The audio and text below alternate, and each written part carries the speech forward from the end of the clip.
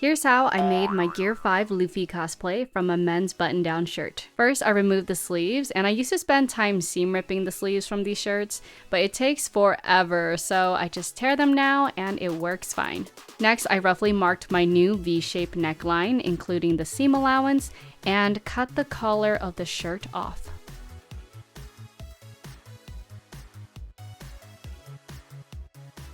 Now I can line up the shoulder seams of the shirt with my dress form and evenly pin the button placket down the center front. I also seam rip the side seams of the shirt open so I can drape both front and back individually. I want the shirt to be more fitted on me and then flare out towards the bottom like an A-line. So I first pinned the side seams down and then pinched in the extra fabric along the princess seam, creating one large dart. Mark the armhole, shoulder seams, side seams, and the dart. For the backside, there was some pleats at the sides of the yoke, so I opened it up and released it first before creating my dart. My dress form isn't my exact size, so I'll do more fitting after I sew it together.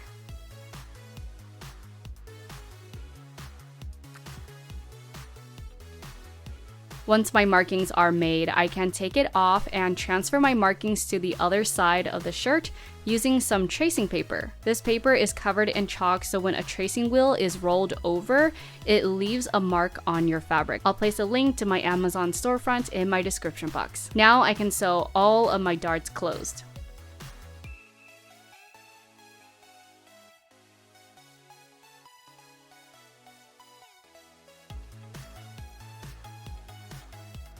Here's my first try on and fitting. I reshaped the chest and I'm going to change how the dart flares out towards the bottom because it looks kind of funny right now. Next, I can sew the side seams in place, which should make my fittings more accurate. If you're interested in learning more about thrift flipping and altering your own clothes, my book does have a chapter on altering basics.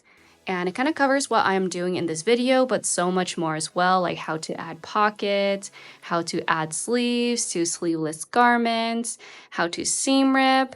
And right now I am selling signed copies on my website, so you can head over there and I'll personally sign it and ship it out to you. Here is the sewn up look. Not too bad. I just need to press it and trim down the bulk on the inside so it's not so wrinkly. I always wait until the fit is the way I like it before I trim anything away. And now I can trim the armhole, the side seams, the bottom of the shirt, and reshape the neckline.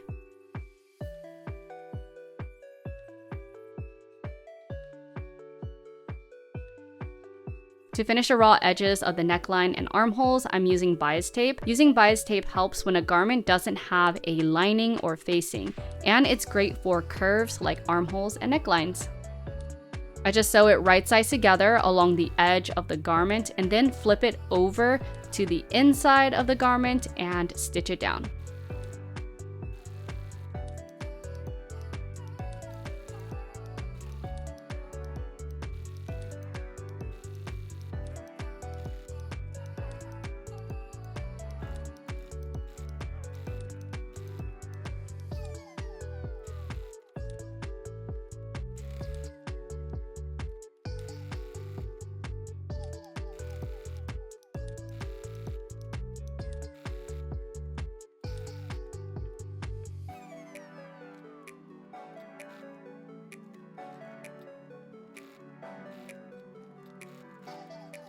Moving on to the sleeves, originally I was going to copy Luffy's flared sleeve design, but I wanted to see what the original sleeves would look like flipped upside down and saw potential for a really cute cutout shoulder look.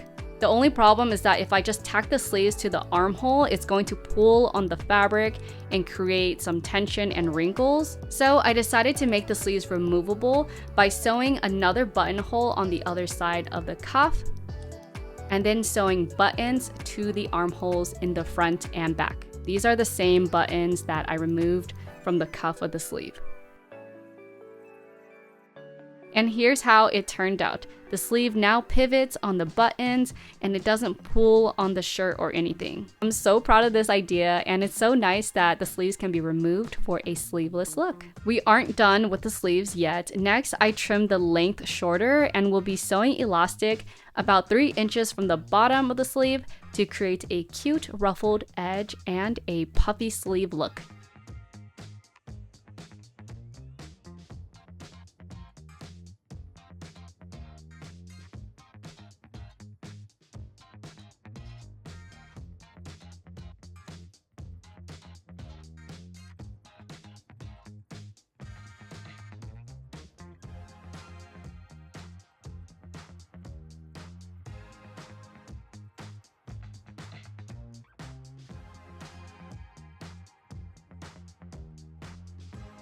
Luffy has some fuzzy fabric at the bottom of his shorts, so I'm going to incorporate that by adding some fuzzy fabric to the bottom of my dress. I cut a big enough piece to wrap around the front and back of the hem and added even extra fabric to tuck inside so that it's thicker.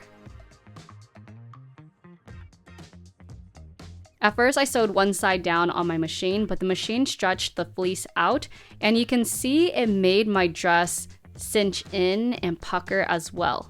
So I undid it and hand sewed everything down instead so I can control the tension better. I just sewed a very loose stitch because the fleece will be temporary, and I'll probably remove it when I'm done cosplaying the character because this transformation is actually so cute to wear casually. Lastly, I replaced the original buttons for gold buttons, which were too big to fit the buttonholes of the shirt. So to fix that, I just cut the buttonholes bigger and went over the raw edges with a zigzag stitch.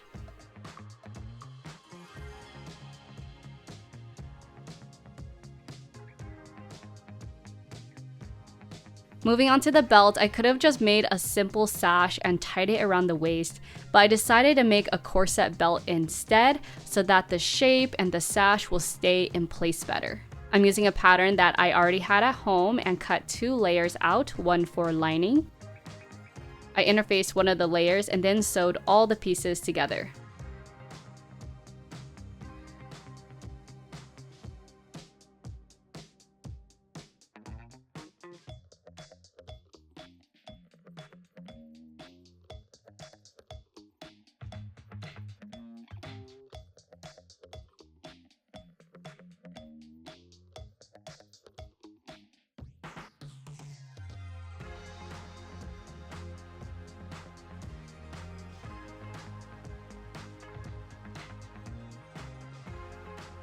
Since this is not a perfected pattern, I reshaped it along the way, and I'm trimming away the extra fabric. This fabric frays a lot, so it helps to cut with pinking shears because it makes everything look nice and clean to work with. I was thinking of adding some boning for more structure, but it's such a small belt, so I passed on it. Looking back now, I do think the boning would have definitely helped create a better structure. Instead of cutting the other layer to match the changes I made, I'm just going to evenly pin the pieces together the best I can and sew along my new shape.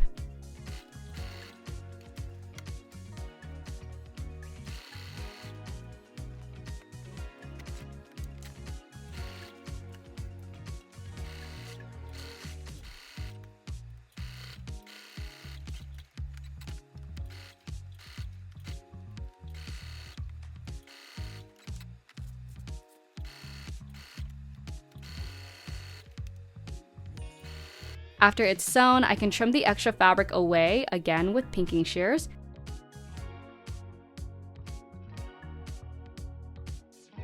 Just look at how clean it looks.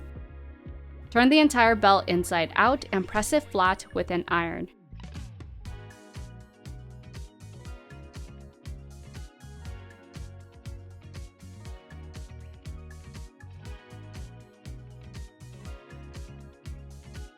This part takes some time to get the edges nice and crisp.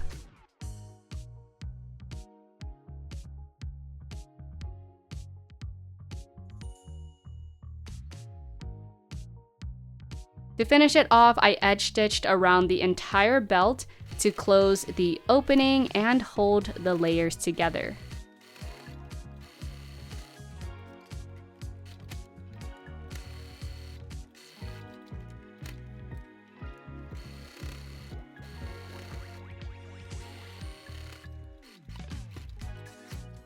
For the sash part that ties in the front, I simply cut a long piece of fabric that was 2 times as wide as my belt.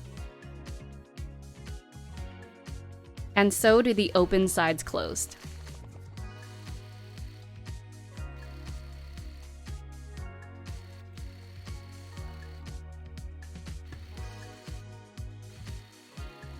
Trim away the frayed edges and then turn the sash inside out. I actually want the color of my belt to be more purple, so I dyed it using some purple RIT dye, and now it's perfect. To sew the sash on, I simply pleated it to fit the sides of the belt and sewed it right sides together.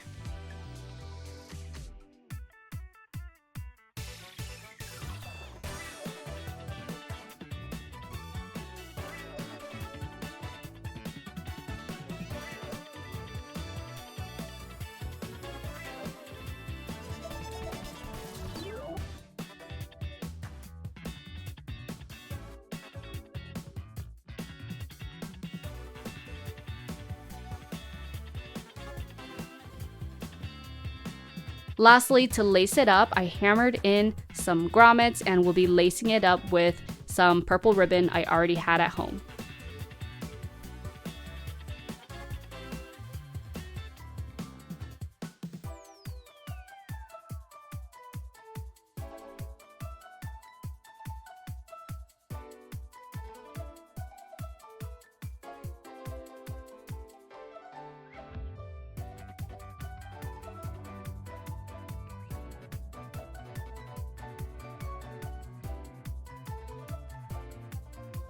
My look is not complete without my parasol, so Gear 5 Luffy, aka Nika the Sun God, always has a cloud flying around him, but since I'm wearing this to Ren Fair and it's going to be hot, I decided to get a parasol and hand sew a white feather boa around it to resemble the cloud. This little prop took my cosplay to the next level and it was so easy to make. I'll link everything I purchased in my description box if you want to recreate this look. It did take more than one boa to sew around the parasol. I don't recommend gluing because it's going to damage the umbrella, so definitely hand sew because afterwards, if you want to, you can take it off, which makes it easier to store and use for other occasions. But I don't know, I got so many compliments on this feather parasol that I might just leave it and casually carry it around everywhere. It's like walking around with a softbox that's just gonna make you perfectly lit everywhere.